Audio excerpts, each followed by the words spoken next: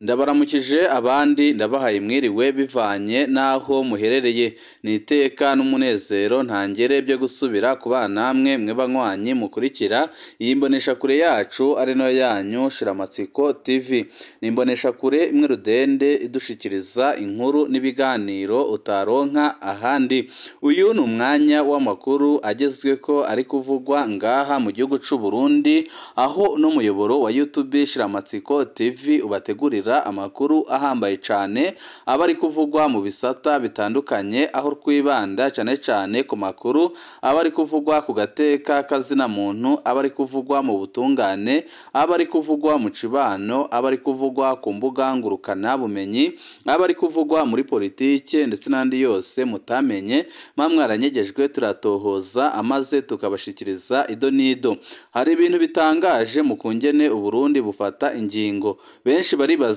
impamvu Perezida Evariste Ndayishimiye afata ingingo biboneka neza ko ari ingingo z'agahotoro kandi biboneka neza ko ari ingingo zidashobora kugira ico zimarira umunyagihugu muto ahubwo akaba ari ingingo zihombya by'umwihariko abarundi isinzi benshi baravuga ko Perezida Evariste Ndayishimiye agenda akora amakosa akomeye cyane mu ngingo agenda afata akaba ariyo mpamvu ibihangange bikomeye cyane bikomoka muri CNDD-FDD biriko birakora ibishoboka byose kugira ngo bimutembagaze ku butegetsi tubazaniye amakuru ahambaye cyane yerekana ingingo zihambaye kandi ziteye ubwoba ariko z'umukazo ku barundi zagiye zifatwa n'ubutegetsi bwa Perezida Evariste Ndayishimiye benshi bagahita babona neza ko ubu butegetsi budakorera abarundi bose ahubwo ko ari ubutegetsi bukorera akarwe gato cyane kamaze igihe gapfukamye mu nda abarundi batari bake akaba ariyo mpamvu abarundi isinzi bavuga ko igihe kigeze kugira ngo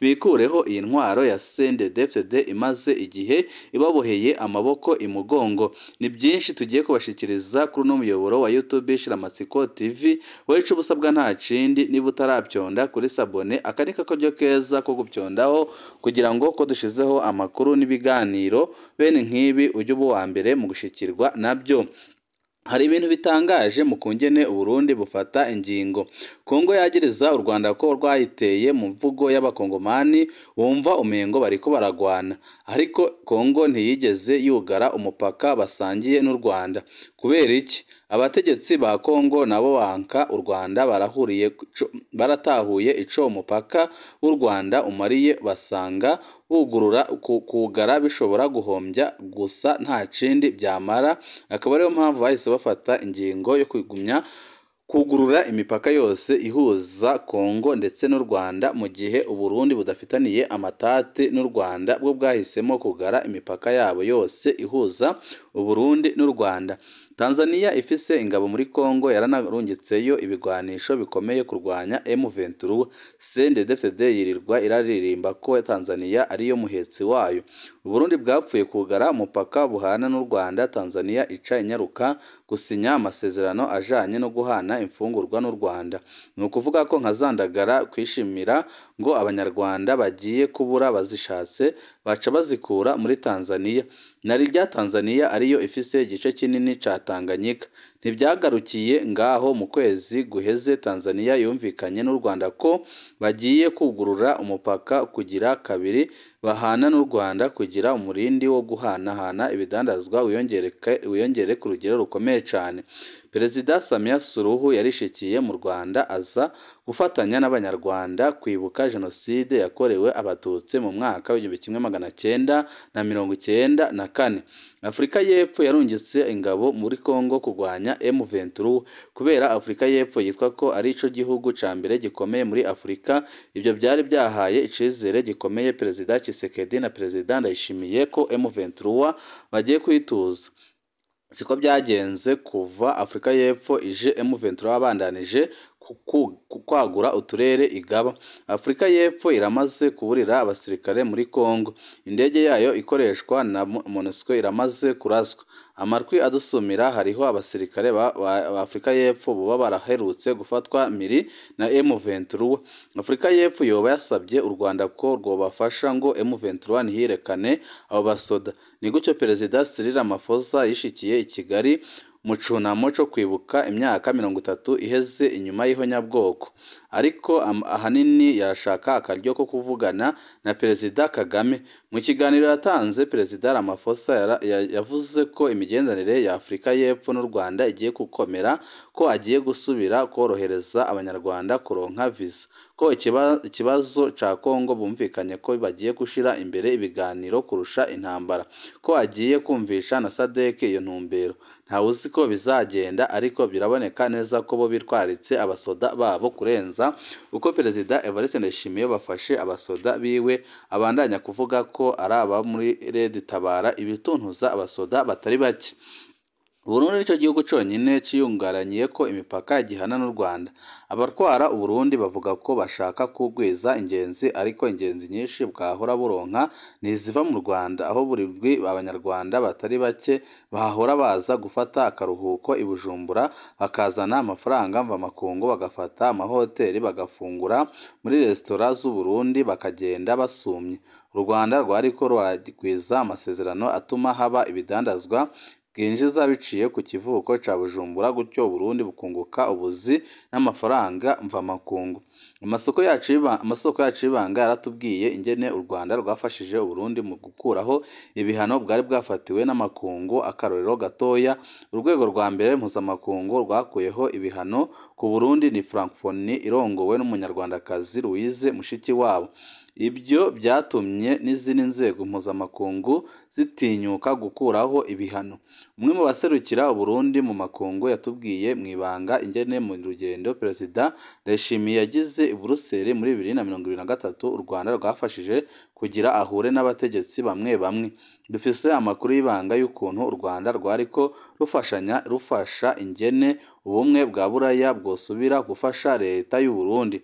Ibi byose bituma umuntu yibaza inyungu leta ya Ndayishimiye ifise mu kugara imbibi. Mu rubanza ruheruka rwa Generali Arengiyome Bunyoni wenyine yarivugiye ko u Rwanda aribwo rwafashije leta ya Perezida Ndayishimiye kumenya ibyo Bunyoni yavuganye n'abantu batandukanye.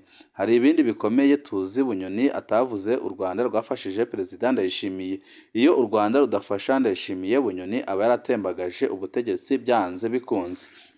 Ibyitwazo bitagira ifatiro. Ku ruhande rumwe, Perezida Ndayishimiye yavuze ko u Rwanda rwamwimye abashatse gutembagaza ubutegetsi bwa Perezida Nkurunziza muri 2015. Perezida Paul Kagame aherutse kumenyesha ko ico kibazo bari bamaze kukivugana n'u Burundi inshuro zitatu, ko abarundi bisabiye kuvugana na Generali Niyombare kandi ko yamubahaye barivuganira. Perezida Kagame yavuze ko Burundi bwonyine bwiyonjoroye mu biganiro kuva burungitse abasoda kugwana na M23 muri Nord Kivu. Isoko ry'ibanga muri CNFD ryatubwiye ko ibya Niyombare ari icirwazo gusa, kuko ubutegetsi budakeneye gupfungira rimwe abajenere babiri bakomeye bahoze bagwana muri CNDD FDD. Ni ukuvuga ko Generali Bunyoni na Generali Niyombare ngo waba ari umuzigo ukomeye cyane ku butegetsi.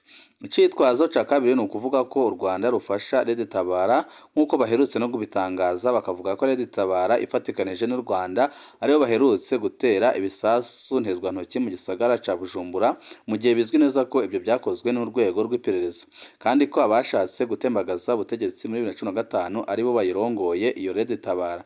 Iki naco nyine ntigifashe na gatoya. Ntawe utabizi ko Generali Niyombare ataco apfana Red Tabara. Niyombare yari arongoye Furebu, iyo nayo ntikivugwa muri kino gihe. Red Tabara irazwi iyo iri muri Kongo. Perezida Kagame yaravuze cesi ko Burundi bubizi neza ko ataru numwe arekuriwe kubutera avuye mu Rwanda. Noneho n'abasoda ba Red Tabara bahungiye mu Rwanda baciye bafatwa bahabwa Uburundi.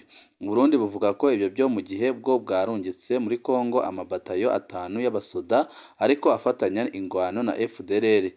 Ntitwibaze hamwe u Rwanda narwo rworungika abatayo 5 z'abasoda barwo gufashanya intambara na Red Tabara.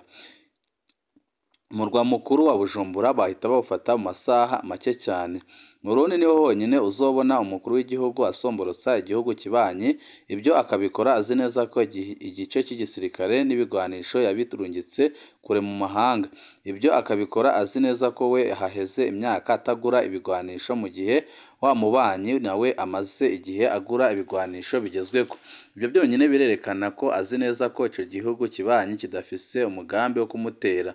Hari utubazo umuntu yokwibaza hano kandi twerekeye Perezida Evariste Ndayishimiye. Ku ntwaro ya Perezida Buyoya n'abamukurikiye abatera Burundi bava muri Tanzania. Indongozi za CNDD-FDD n'iza Parpehutu zari muri Tanzania. Ni kubera iki Perezida Buyoya, Perezida Ntibantunganya na Perezida Ndayizeye batigeze bugara imbibi z'u Burundi na Tanzania kandi bari bazi iyo ububatera azanana? Byagenze gute ngo bemere kuja gukorana ibiganiro muri Tanzania kandi ariyo yari ibitse abarongoye imihari ibagwanya gisirikare? Kuvuga ko abarundi bose batwaye Uburundi bari ibijuju maze ubwenge bukaba bufiswe na CNDD-FDD. Abarwara Uburundi baba barusha ubwenge abarwara Afurika y'Epfo babona abasoda babo bafashwe bakanyarukira kuganira ingene imigenderanire yoba myiza. Baba barusha ubwenge abatwara Tanzania barungika abasoda muri Kongo ariko bakiga ingene urudandaza bakorana n'u Rwanda rukomera. Baba barusha ubwenge Kongo ivuga ko igwana ariko ikabona ko kuyugaye urubibi rwayo n'u Rwanda yoba ihombye byinshi. Uyu munsi Burundi burwarwa n'abitwaje Bibiliya n'umusaraba bitwa ko bashize Imana imbere, ariko bakaganzwa n'urwanko mu byo bakora byose. Urwanko rufatiye ku moko, urwanko rufatiye ku byiyumviro bya politiki. Urwanko narwo rurazwi nk'umuzi w'amabi yose. Urwanko runafunga amaso umuntu akayoberwa inyungu ziwe. Igihe yugurura urubibi rw'u Burundi n'u Rwanda muri 2022, Perezida Ndayishimiye yavuze ko umubanyi ataho boshirana, ko mutegerezwa kuguma mugirana wamengo akenge kagarutse. None ubu yicaye asubira kubyibagira. Abarundi n'Abanyarwanda turi abavandimwe ntaho tuzoshirana. Bibiliya ivuga ngo ese ingene biryoshe kubona umubano mwiza w'abakuvukana. Iyi Mana y'abadede yigisha kwikorera imisaraba na za Bibiliya ariko akanwa kakama katura urwanko n'inyabaki koko yemwe Barundi. Benshi bati ibyemezo CNDD-FDD igenda ifata ni ibyemezo bikwegera igihugu kandi n'ibyemezo biboneka neza ko bitaba byizweho neza, akaba ariyo mpamvu igihugu cy'u Burundi kiri mu ngorane zidahera. Benshi bakanemeza ko byose biriko birakomoka ku butegetsi bubi buri ngaha mu gihugu cy'u Burundi budashaka gukorera abene gihugu. Ibyo nyine bikaba bibiri byatumye umugambwe ku butegetsi hazamwo akajagari gakomeye cyane ku buryo umugambwe wamaze kwigaburamo imirwi ibiri, akaba umurwi ugizwe n'ibihangange abavuga ko bari mu irage ry'umuhisi Petero Nkurunziza, akari nabo bashigikiye Generali Arengiyome Bunyoni wahoze ari umushiranganje wa mbere w'igihugu cy'u Burundi.